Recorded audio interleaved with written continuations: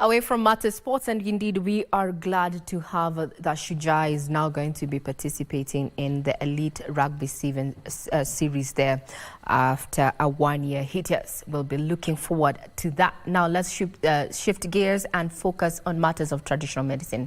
If you've been brought up in an African setup, well, you've had miti shamba, traditional medicine and such. But then the question is, what is the role of traditional medicine in modern society, if any? And tonight we're going to be looking at supply chain challenges in light of uptick when it comes to matters of health living. To take us through this conversation is none other than Harriet Ngok, who is the founder of Harriet Botanicals. Thank you, ma'am, for your time. Thank you very much for having me. Now, big question is, does traditional medicine have a role in a modern society?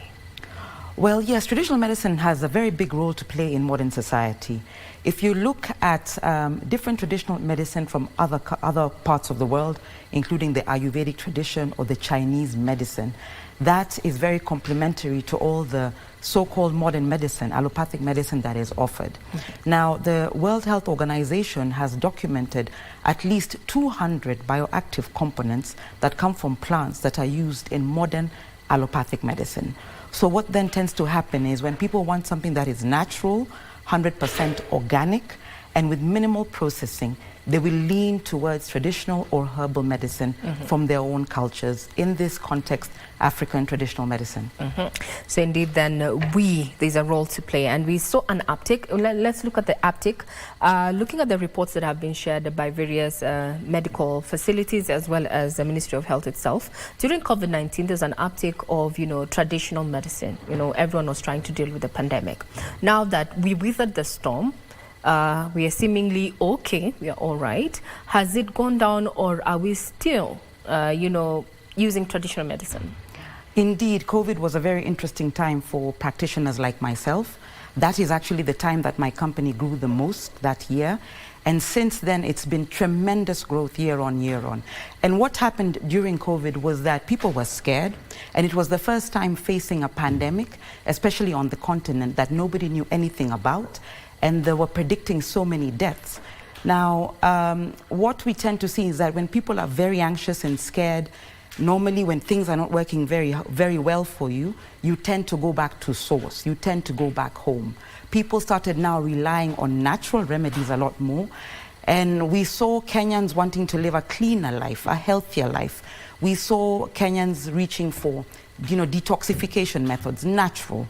So this was the time they thought, well, if they've developed new protocols for COVID, for instance, what are the side effects? And these are some of the questions that were not answered at the particular time. From then on, once you have any supplement or medicine in the public domain, whether herbal or traditional or allopathic, that has been seen to work, since then there's been growth on growth on growth. For the use. But then the question of safety, that's another thing, because if you're looking at the COVID time, I think among the fruits, so to speak, that people were actually taking or abusing, the lemons. Absolutely. Then we had the ginger, then the citrus, let's say. People were taking it in amounts that are not measured and such. So issues of safety when it comes to herbal or traditional medicine. We do it kienyeji, I'm using that word, with no guidelines. How then does it affect the growth trajectory for traditional medicine? So at Harriet's Botanicals, we work with the University of Nairobi Pharmacology and Pharmacognosy Department. This was after we were overwhelmed with the demand. So we went to the authorities to find out how can we play a bigger role in providing this complementary medicine and do it in a way that is safe and legal. And so we worked with different bodies, different organizations, different government bodies that showed us the process by which you ensure that what you are giving the public is safe. We then went on to do manufacturing. So what we have done is we've taken the same ancient formulas, but we manufacture here in Nairobi and distribute in retail outlets in a form that can be traced and tracked. So that way it is easy for a customer who's out there to come back and say, well, I bought this from you and I want to return it, and we are able to look at our processes, our quality. So we have modernized traditional medicine. So we have modernized. So as a player within the value chain, because we are looking at, you know, other than that particular space, you know, the traditional medicine space, you know, what needs to be done to ensure safety, consumer safety, and also traceability, as you've said, of this particular items, or rather complementary medicine, as you've termed it. But then let's look at matters of supply chain challenges. There's the issue of climate change. We're all talking about it. We're talking about hubs. So climate change is also affecting that. So how then, as a player, do you think we need to, you know, lock up or rather ensure sustainable supply chain? Yes, what people did not know, what we are now learning, is that traditional medicine practitioners, especially in the forest, play a very big role in preservation of trees, because this is really their source of livelihood. They need to preserve the trees and the roots and the barks for other generations as well. This is traditional knowledge being passed on along families. And if you look at the Ogiek, for instance, who live in the forest but do not practice cultivation, and their role is to do beekeeping and to identify the important trees and to make sure that nobody's cutting them. So when you look at the people who actually take from the forest, traditional medicine practitioners are actually very low on that chain. They take very little and they take from the tree in a way that it can be regenerated. So they are best placed at grassroots level to be part of, you know, like sustainable cultivation, planting more trees, looking after them, and also creating this knowledge base that will be a huge revenue for Africans. Other continents have actually taken advantage of the traditional knowledge that they have and commercialized it. And this is an opportunity for us as well. As we preserve the forest, we then create a new revenue source for all players, whether those at the grassroots, planting, and those in retail who are actually selling to customers. Commercializing the what we have learned, or rather passed on from grandfather to father and to son. And I like that you've mentioned the Ogiek. They're actually custodians of the forest as per their history there. And, you know, marginalized as they are, and they're still fighting to continue occupying the forest that they occupy. But then as we talk about tree planting, you've mentioned that government has quite an ambitious program to plant quite the number of trees. But the question is, are we planting the right trees for the right place? And are we planting purposefully for medicine? What is the role that, you know, practitioners like yourself are playing in this particular initiative? I think it is an incredible initiative that the government has actually taken on board to plant these billions of trees. And that has sort of given a stamp of authority for what practitioners have been doing for a very long time. Practitioners know the indigenous trees very well. They know how they grow, where they grow. They know what is the most important part of that tree. And they also know how to rejuvenate or regenerate the tree. Children then can get to know more from these practitioners. Entire communities like the Ogiek, as I mentioned, and the Maasai, who also play a very big role in cultivation and preservation of traditional medicine, can then be brought on board at grassroots level.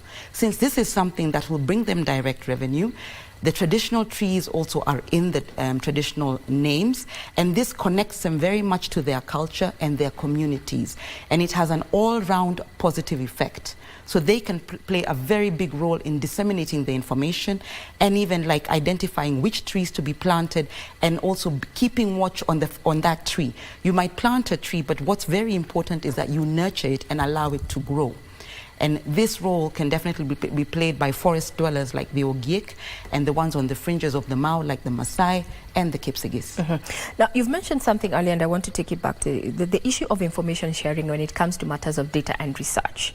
You see, you're practitioners, but how forthcoming are you with the information or the research that you actually go on ground? This cures this cures that. Because then that brings in the issue of intellectual property rights. How do you balance the two with the need of, you know, gaining more traction when it comes to matters of traditional medicine, especially now that you've gone commercial?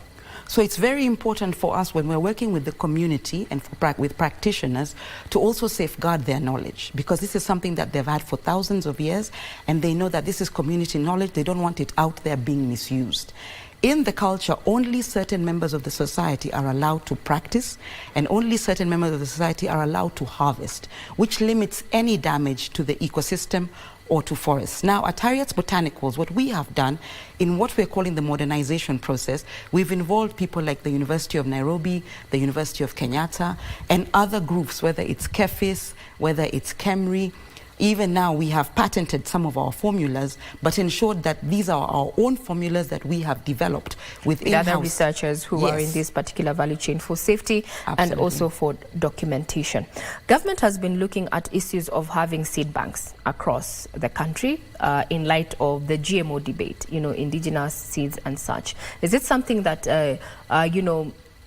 when you talk about traditional medicine, is this something that we can also adopt, within the value chain? Absolutely. Yeah. We can keep the seeds of these very important trees, some of them which are endangered, like Prunus africana, or one called Wabugia ugandensis.